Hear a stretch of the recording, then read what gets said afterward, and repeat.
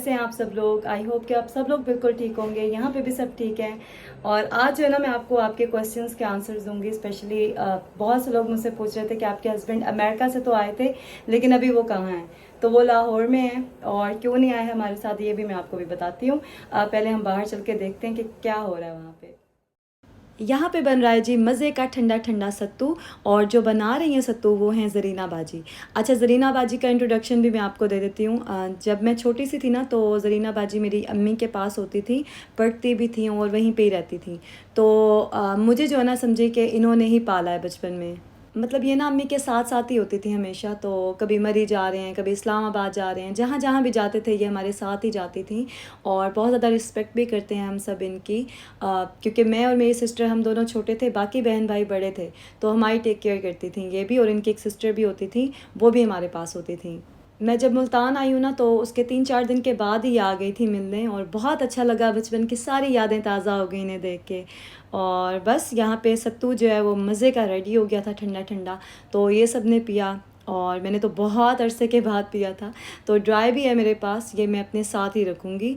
और यहाँ पे मेरी सिस्टर जो हैं वो बना रही थी कोफ्ते, बहुत ही मज़े के बने थे। मेरे बच्चे ना चिकन के कोफ्ते खाते नहीं हैं, तो ये मटन के बनाए थे इन्होंने और बच्चों ने शौक़ से खाए थे माशाल्लाह। अच्छा, मुझे लगा था कि बच्चे ना पाकिस्तान आके तो मुझे खाने पीने के मामले में बिल्कुल भी तंग नहीं करेंगे, क्योंकि यहाँ पे हर चीज़ का टेस्ट ज़्यादा अच्छा होता है।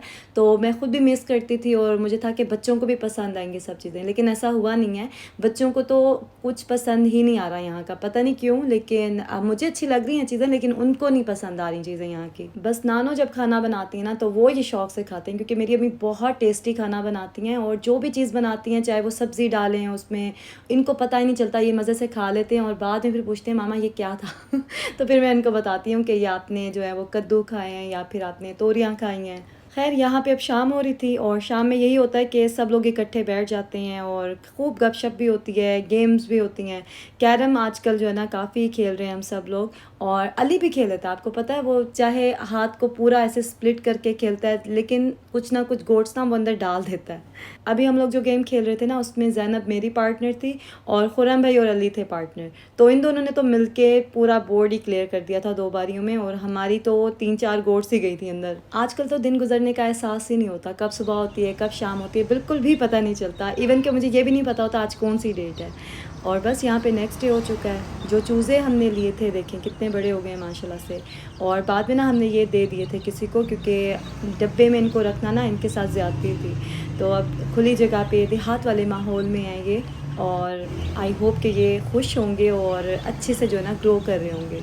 क्योंकि ये क्लिप ना मैंने कुछ दिन पहले लिया था लेकिन ऐड नहीं किया था व्लॉग में। तो आज मैंने सोचा कि जितने भी मेरे पास इस तरह के क्लिप्स हैं ना वो सब मैं इस व्लॉग में ऐड कर दूँगी, और साथ साथ आपको आपके क्वेश्चंस के आंसर्स भी दे दूँगी। तो एक क्वेश्चन ये भी मुझे बहुत आ रहा था कि आपके फ़ादर कहाँ हैं। तो मेरे फ़ादर जो है ना उनकी डेथ हो गई थी जब मैं अमेरिका में थी। मुझे गए हुए तकरीबन 1-1.5 साल ही हुआ था अभी। और बस उनका एक्सीडेंट हुआ था और कोमा में चले गए थे वो, और कुछ मंथ्स के बाद उनकी डेथ हो गई थी। तो ये एक बहुत बड़ी चीज़ थी हमारी फ़ैमिली के लिए। बहुत अरसे के बाद मैं अब आई, अपनी फ़ैमिली से मिली हमने।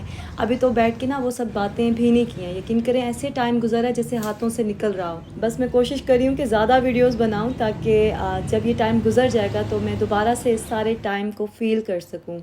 और जो लोग कह रहे थे कि आप डेली व्लॉगिंग क्यों नहीं कर रही हैं, आपके पास कंटेंट ही कंटेंट है, अब तो आप डेली एक व्लॉग ज़रूर डाला करें। तो वही बात है कि मैं कोशिश कर रही हूँ कि ज़्यादा बनाऊँ, लेकिन अगर मैं डेली का व्लॉग बनाऊँगी ना अभी तो वो टू मच हो जाएगा मेरे लिए। फिर मैं अपनी फैमिली के साथ ना वो टाइम स्पेंड नहीं कर सकूँगी।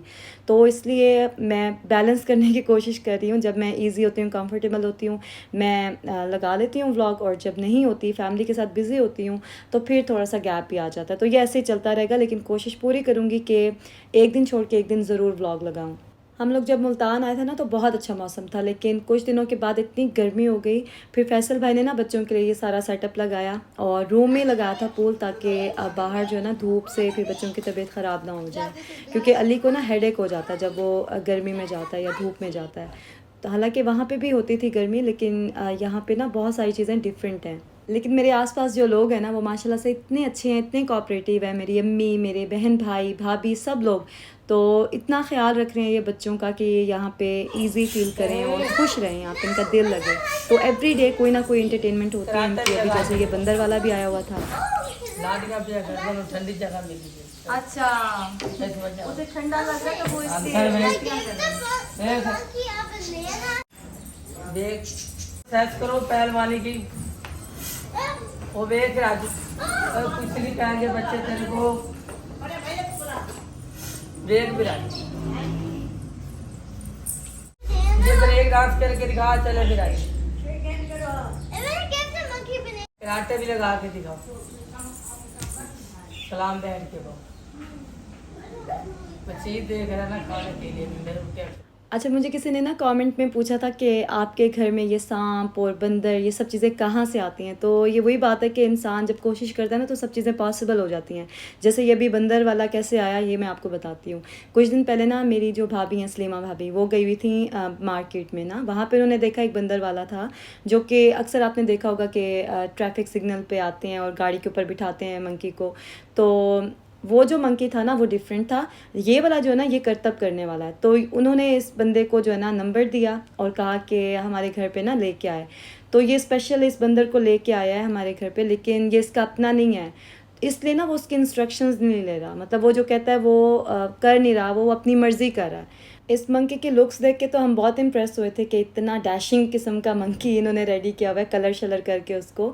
तो ये बहुत ही अच्छी कोई परफॉर्मेंस देगा। लेकिन बात वही है कि अपनी मर्ज़ी से जो इसका दिल कर रहा था ना ये वही कर रहा था, और जो भी इंस्ट्रक्शंस वो दे रहा था, जैसे होता ना कहते हैं कि ससुराल कैसे जाते हैं या फिर करतब करके दिखाओ, जिम करके दिखाओ, तो वो जो उसका दिल करता था वो कर रहा था, उसकी बात बिल्कुल भी नहीं मान रहा था। और बाद में मेरे भाई जो है ना फैसल भाई, उन्होंने बल्कि इस मंकी को लिया और इतना फन हुआ, पूरे घर में उन्होंने इसे घुमाया और इसने इतनी छलांगे लगाई ना इस मंकी ने। भी आप देख मेरे से नहीं लेता ना ये, मैं किसी को लेके आया। अच्छा, इसीलिए नहीं ओए ये ना छलावा। अच्छा, ओए ओए ओए, हाँ पंजे भी तो इसके वो होते हैं।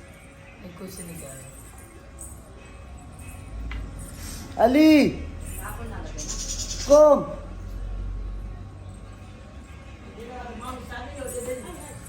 नहीं, कुछ नहीं कहता, ऐसा लाड़ियाँ करता।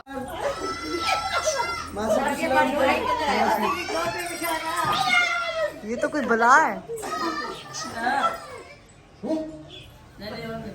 सलाम कर क्या? अंदर देख फैसल भाई ने तो इतना एंजॉय कराया ना बच्चों को, मतलब अभी उनके मुंह से कोई बात निकलती थी कि वो पूरी कर देते थे, और ख़ुद भी इंजॉय करते हैं ना बच्चों के साथ, इसलिए बच्चे भी ज़्यादा फ़न करते हैं उनके साथ।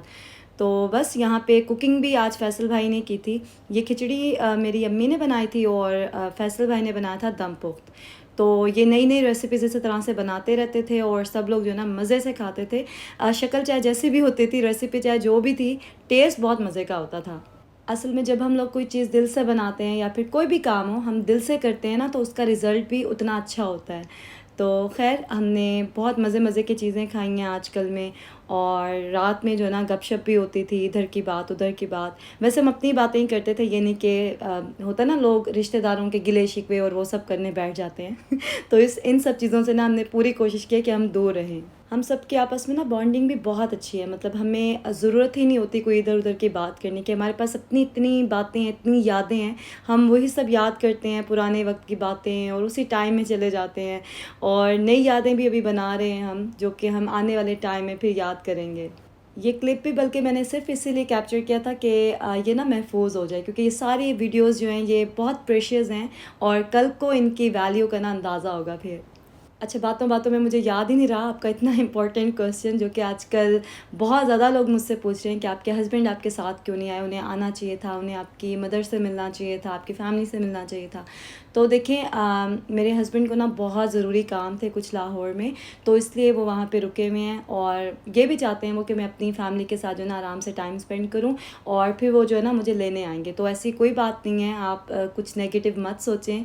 अल्हम्दुलिल्लाह सब सेट है, सब अच्छा है, और बस हो सकता है नेक्स्ट व्लॉग में मैं आपको दिखाऊं मेरे हस्बैंड आएंगे और किस तरह से वो मिलेंगे फैमिली से और किस तरह से फिर वो टाइम गुजरेगा, ये सब इंशाल्लाह मैं नेक्स्ट व्लॉग में दिखाऊंगी आपको। सो स्टे ट्यून्ड, और ये वाला व्लॉग आपने बिल्कुल भी मिस नहीं करना क्योंकि बहुत ही अच्छा लगेगा आपको, आप इंजॉय करेंगे। मैंने कैप्चर तो कर लिया लेकिन एडिट करना है, वॉइस ओवर करना है, तो इंशाल्लाह परसों जो है ना मैं अपलोड कर दूँगी। और बस यहाँ पे आपने मुल्तान का मौसम तो देख ही लिया किस कदर खूबसूरत हो रहा था, मतलब इतने बड़े बड़े ओले तो मैंने भी अपनी ज़िंदगी में कभी नहीं देखे थे। और मेरे बच्चे पता है क्या कह रहे थे कि ऐसे होता है पाकिस्तान में, ऐसे रेन होती है? मैंने कहा हाँ जी ऐसे ही होती है, आजकल तो ऐसे ही होती है। खैर ये क्लिप भी कुछ दिन पहले का है और ये मैं मिस नहीं करना चाहती थी, इस खूबसूरत लम्हे को मैंने कैप्चर कर लिया, शुक्र है।